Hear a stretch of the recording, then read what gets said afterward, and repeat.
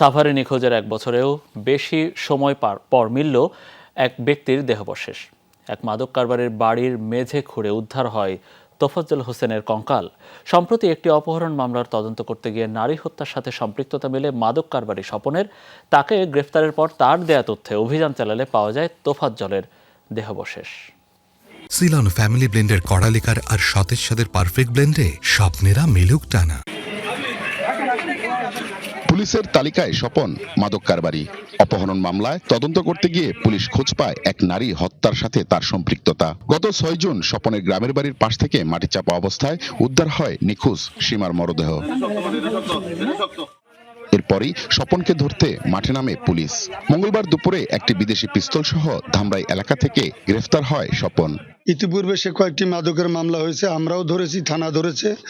গত সীমা হত্যার আগেও কিন্তু আমরা স্বপনকে ধরতে গিয়ে তার স্ত্রীকে আমরা মাদক সহ গ্রেপ্তার করে চালান দিয়েছি, একজন যুবলীগের নেতা সহ হামিদ সহ।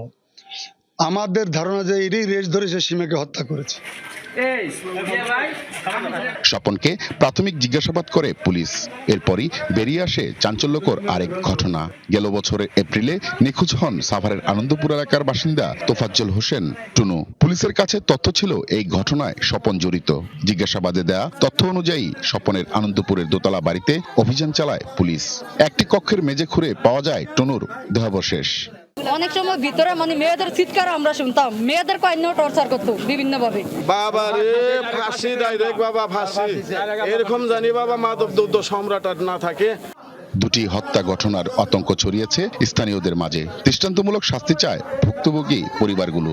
স্বপনকে ব্যাপক জিজ্ঞাসাবাদ করলে আজকে সে এই হত্যাকাণ্ড, বিশেষত এই তনুকে হত্যাকাণ্ড ঘটনাও সে স্বীকার করে। তনুকে সে অপহরণ করে সে তার বাড়ির নিচে মাটি চাপা দিয়ে তনুর লাশটি তারা গুম করার চেষ্টা করেছে।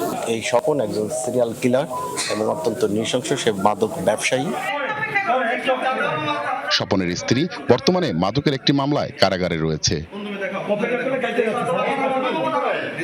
মাহফুজুর রহমান নিপু, যমুনা নিউজ, সাভার।